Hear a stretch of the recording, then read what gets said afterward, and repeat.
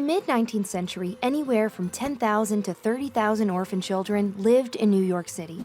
Charles Brace had a solution. Send these orphans by train to small towns across America and put them up for adoption. Over the course of 75 years, the orphan trains brought more than 200,000 abandoned children to new homes. In 1848, Charles Loring Brace arrived in New York on a mission to aid New York's poor immigrant population. After graduating divinity school, Reverend Brace worked at the 5 Points Mission, a charitable organization in one of the city's poorest neighborhoods that also became a home for its orphan children. In 1853, Brace founded the Children's Aid Society, an organization still active today. New York had as many as 30,000 orphans, almost 6% of the entire population of the city. But at the time, the label of orphan didn't just apply to the parentless. Some families just couldn't take care of their children in the harsh conditions of New York's slums. Many of these orphans were children of recent immigrants who, if they could find jobs, were forced to take dangerous, low-paying work. Dying on the job was not uncommon. Dying at home was also not uncommon. These immigrants mostly lived in cramped, unsanitary tenements where disease easily spread. Their children could be orphaned if one parent died and the other couldn't care for them. Sometimes both living parents gave up their children simply because they didn't have the resources to ensure their survival. Reverend Brace recognized that the best chance for those orphaned was not in the asylums and juvenile prisons where they were normally sent, but with actual families. So, under the Children's Aid Society, he hatched a plan.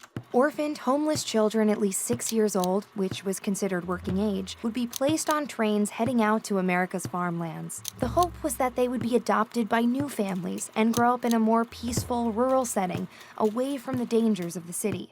The first orphan train left in 1854, 42 children bound for apple-picking country in Michigan. All orphan trains were supervised by a Western agent who was responsible for picking the small towns where the children had the best chance of being adopted. The agent would bombard the town with advertising banners and pamphlets announcing the orphans' arrival and their availability for adoption. On the day the orphans arrived, interested families would gather at the town hall, courthouse, or theater to inspect the potential adoptees. Children were placed on a stage or elevated platform, physically put up for adoption. They were poked and prodded, examined thoroughly for their health and physical capabilities. Once potential parents made their selections and the selection committee of prominent townsfolk approved, the orphans were handed over.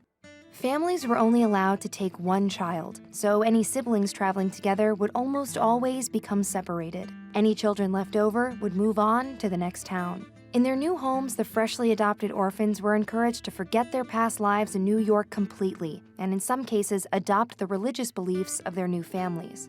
Most learned farming skills, but some families treated their new children more as indentured servants, sometimes accompanied by abuse, which often went unchecked by the Children's Aid Society.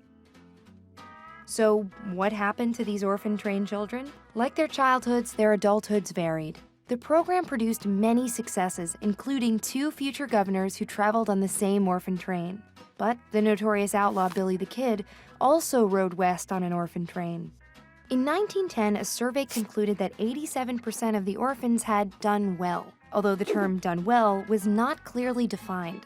The orphan train ceased operating in the 1920s as federal, local, and state governments enacted new child labor laws and assumed control for the care of orphan children. But the work of Charles Brace and the Children's Aid Society lives on. The program helped lay the groundwork for America's modern foster care system, tasked with caring for more than 400,000 children today.